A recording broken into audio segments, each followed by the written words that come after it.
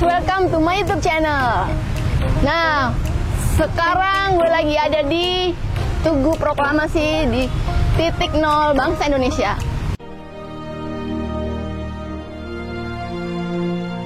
Proklamasi. Kami, bangsa Indonesia, dengan ini menyatakan kemerdekaan Indonesia. Hal-hal yang mengenai pemindahan kekuasaan dan lain-lain diselenggarakan dengan cara saksama dan dalam tempo yang sesingkat-singkatnya. Jakarta, 17 Agustus 1945, atas nama bangsa Indonesia, Soekarno, Hatta.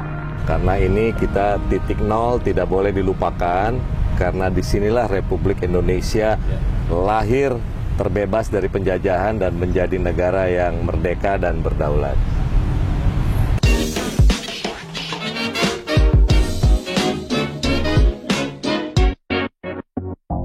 Setelah kemarin kita ngobrol-ngobrol di Gedung Pola, nah kita sekarang ada di sini nih bersama Mas Sigit dan Pak Yuda.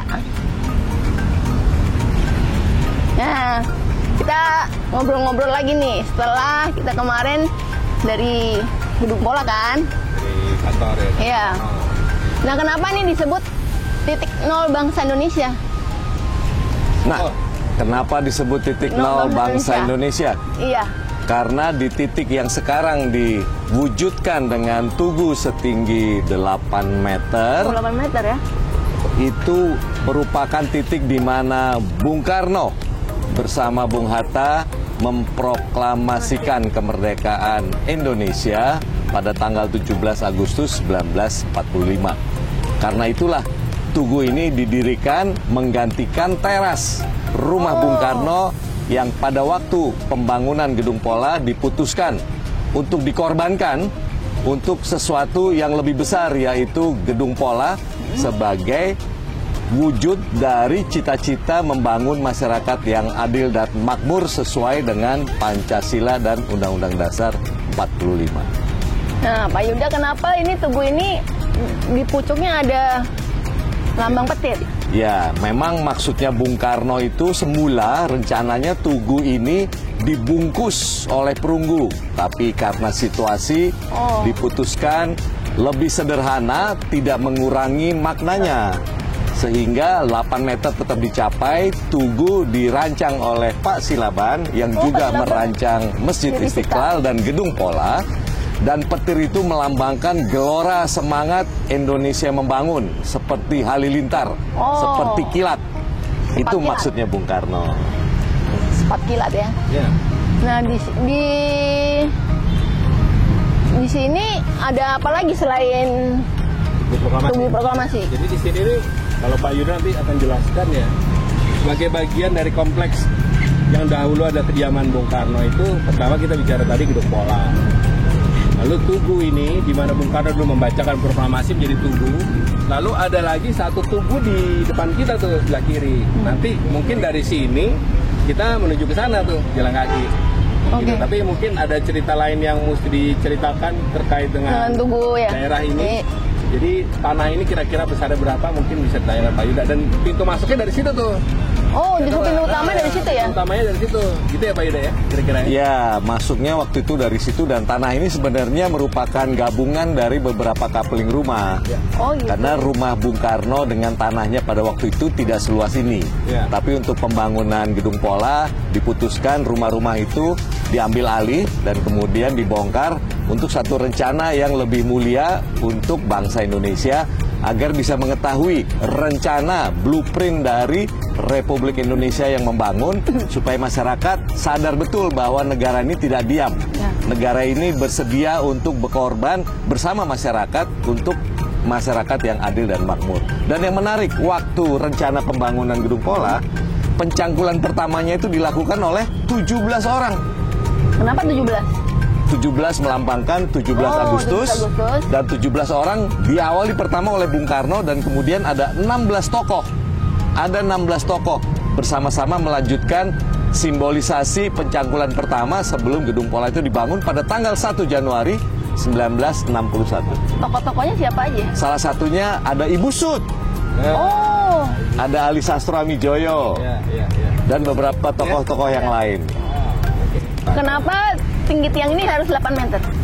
Seperti juga terjadi pada proyek-proyek pembangunan yang lain, Bung Karno ingin memastikan bahwa skala dan proporsi struktur dan bangunan harus memiliki makna. Iya. Dan pada saat itu, euforia kemerdekaan itu masih sangat tinggi sekali, dan ingin memastikan masyarakat tahu bahwa 17/8/1945 itu selalu diingat. Karena dengan demikian kita terbebas dari penjajahan. Sehingga angka-angka itu selalu digunakan sebagai salah satu alat untuk mengidentifikasikan bangsa Indonesia yang sudah merdeka kepada masyarakat luas. Termasuk juga bayangkan naskah dari rancangan pembangunan semesta berencana itu pun juga menggunakan angka 17 dan 1945. 17 jilid, 1945 ayat. Wah, Dan itu memang diolah oleh ketua Angka dari Depernas, angka yaitu sakral ya? Profesor Muhammad Yamin, oh, Itu. berarti sebagai angka ketua sakral Dewan ya? Perancang Nasional, ya. Jadi ketua Dewan Perancang Nasional berkantor di Gedung Pola itu dahulu adalah Profesor Dr. Muhammad Yamin. Oh, oke. Nah, untuk dulunya nih yang rumah Bung Karno itu luas dan ininya Nggak begitu luas. nggak begitu luas ya? Dulu kaplingnya itu memanjang dari memanjang. Jalan Proklamasi sampai ke belakang dekat rel kereta api. Oh, Tapi kemudian oleh proyek Gedung Pola, kapling-kapling di sekitarnya itu di rumahnya dibongkar dan kemudian diambil alih, dijadikan dalam satu perencanaan. Sehingga yang kita lihat hari ini adalah hasil dari pengolahan kapling yang semula kecil-kecil menjadi lebih besar, lebih luas ya. lebih luas. Kira-kira 4 hektar ya, 3 hektar ya. 3 hektar. Nah, untuk dari Gedung Pola itu kan langsung memadap ke ini ya. Tugu Proklamasi. Iya. Ya. Langsung ya, sejajar ya. Ya, jalan satu poros. Dari poros. Kalau untuk tugu itu sendiri, Kita mau jalan sana nih, ngobrol di sana. kita lihat sana dulu, Ke. Ya, kita ke sana ya. Dekat. Tugu ini pernah dibongkar dan kemudian dibangun kembali. Kenapa dibongkar? Karena pada waktu pembangunan Gedung Pola dirasa bahwa tugu ini harus dikorbankan untuk satu perencanaan yang lebih luas. Sehingga dengan berat hati Bung Karno memerintahkan untuk dibongkar.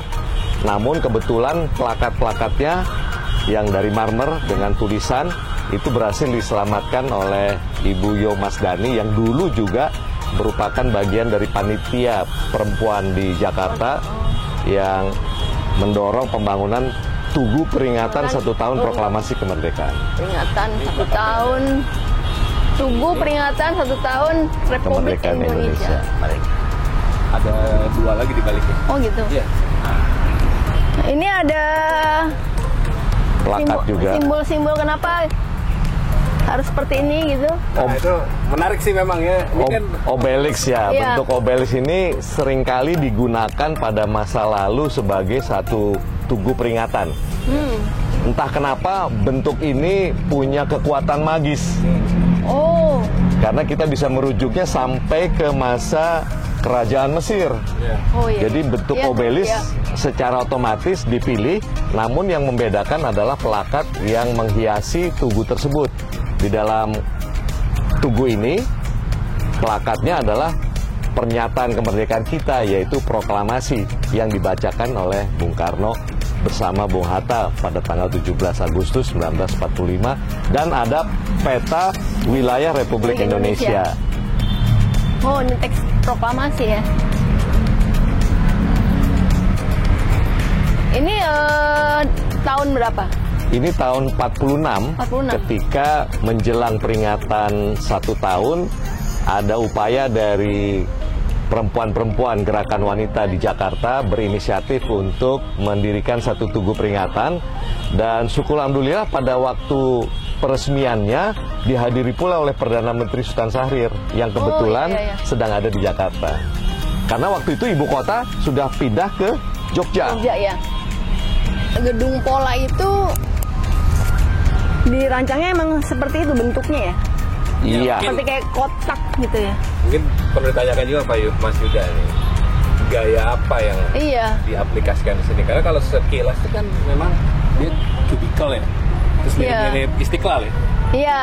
Iya, Kotak-kotak gitu kan. Terus atasnya kan ya kalau di deskripsi ya mungkin ya kayak gitu. Konsepnya Iya. atau gaya apa? Ada gaya arsitektur yang mungkin ini Disampaikan. Pertama-tama kita harus ingat pada waktu yang bersamaan proyek Asian Games sedang berjalan. ya betul. Dan kebetulan Pak Silaban tidak secara aktif terlibat di dalam proyek itu, sehingga beliau bisa diberi tugas untuk merancang bangunan ini. Bangunan ini menggunakan gaya international style kalau kita menggunakan istilah langgam di dunia arsitektur. Dan keinginan Pak Silaban membangun gedung pameran, karena memang rencananya Iya. gedung pameran, yang bisa dinikmati dengan nyaman oleh para pengunjung. Sehingga kita bisa lihat ketinggian tiap lantai itu relatif rendah. Iya. Dan betul. waktu itu sejak awal memang tidak direncanakan menggunakan lift, tapi Iya. hanya menggunakan tangga. Lift ditambahkan Tangganya kemudian. ada 2 ya? Ya, ada 2 supaya bisa mengcover seluruh kegiatan pameran.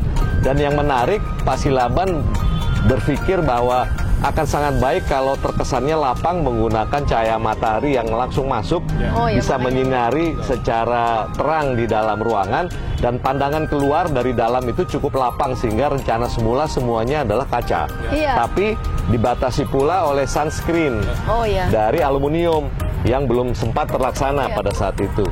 Dan juga Pak Silaban berharap bahwa bangunan ini bisa memberikan sinyal positif bahwa dengan kesederhanaan bentuk, tapi bisa punya nilai yang tinggi karena di dalamnya dipamerkan seluruh proyek pembangunan di tingkat nasional untuk menunjukkan bahwa negara hadir dalam upaya membangun masyarakat yang adil dan makmur. Tapi mirip-mirip ya dari Gedung Pola, terus Istiqlal, sama Gelora Bung Karno ya.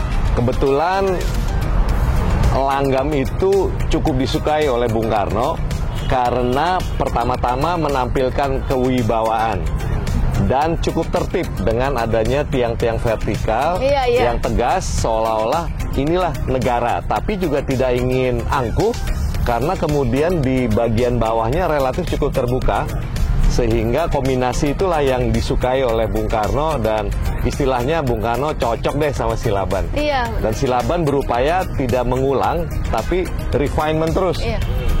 Sama, Pola-pola yang kayak dipakai kita ya. Setipe-tipe. Termasuk BNI yang ada di kota. Iya betul. BNI Itu di juga. kota? Ya, Rios. di Jalan Lada dekat Oh, stasiun itu itu juga juga. oleh Pak Silaban. Oh. Relatif mirip-mirip Iya, juga, setipe. tapi selalu ada sedikit perbedaan di satu proyek dengan proyek yang lain.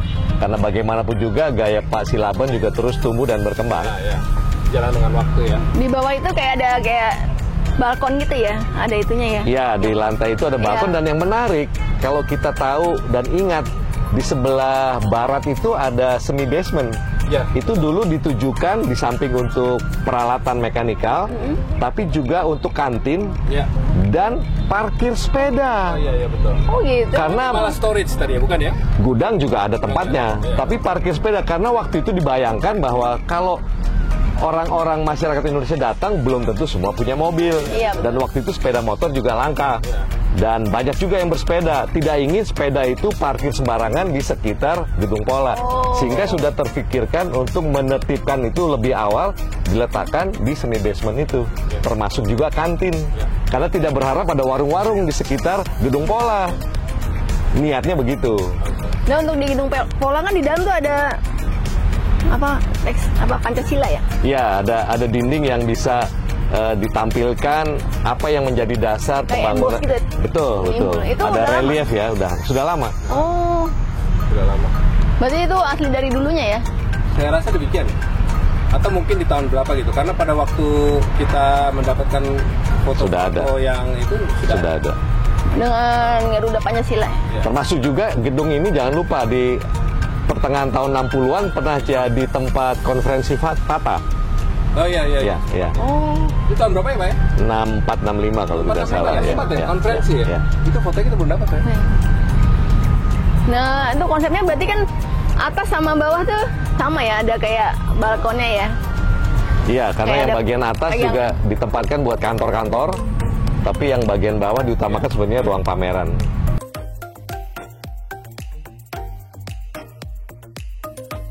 Tentu ada, karena ini kita titik nol tidak boleh dilupakan, karena disinilah Republik Indonesia lahir terbebas dari penjajahan dan menjadi negara yang merdeka dan berdaulat.